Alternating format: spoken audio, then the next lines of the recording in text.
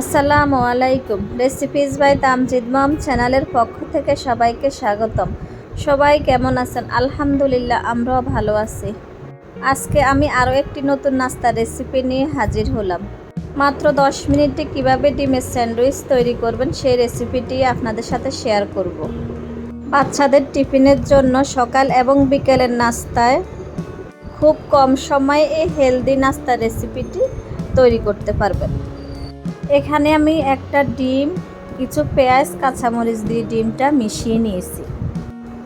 আমি এখন এরকম একটা গোল চামচ দিয়ে একটা ডিমকে দুটো ভেজে নিব।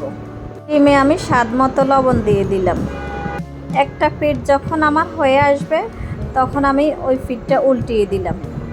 ডিমটা আমার ভেজে নেওয়া হয়ে গেছে, এখন আমি উঠিয়ে নিব। আমি এখানে 4 পিস ব্রেড নিয়েছি।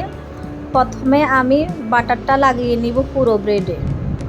বাটারটা আমার লাগানো হয়ে গেছে, এখন আমি টমেটো সসটা লাগিয়ে নিব পুরো ব্রেডে।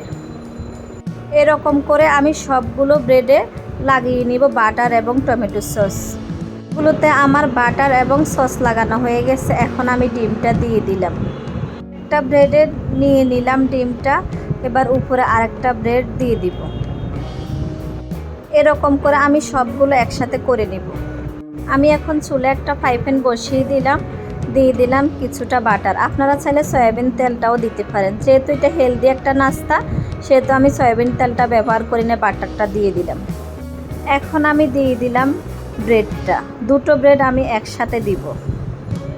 একটা পাশ যখন আমার হয়ে আসবে তখন আমি আরেকটা পাশ উল্টিয়ে দিলাম।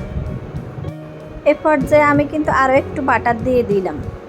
আমার হয়ে গেল ব্রেডগুলো ভেজে নেওয়া, এখন আমি উঠিয়ে নিব। তো হয়ে গেল আমার ডিমের স্যান্ডউইচ। আমার এই স্যান্ডউইচটি দেখতে যেমন সুন্দর হয়েছে, খেতেও ভীষণ মজা হয়েছে। ছোট বড় সবাই খুব পছন্দ করবে। এভাবে আপনারা একবার হলেও বাসায় ট্রাই করবেন। বাচ্চারাও খুব পছন্দ করবে, একবার খেলে বারবার খেতে মন চাইবে। আশা করছি আমার এই রেসিপিটি আপনাদের কাছে খুব ভালো লাগবে। আমার রেসিপিটি যদি ভালো লাগে আমার চ্যানেলটি সাবস্ক্রাইব করে আমার পাশে থাকবেন। সবাই ভালো থাকবেন। আল্লাহ হাফেজ।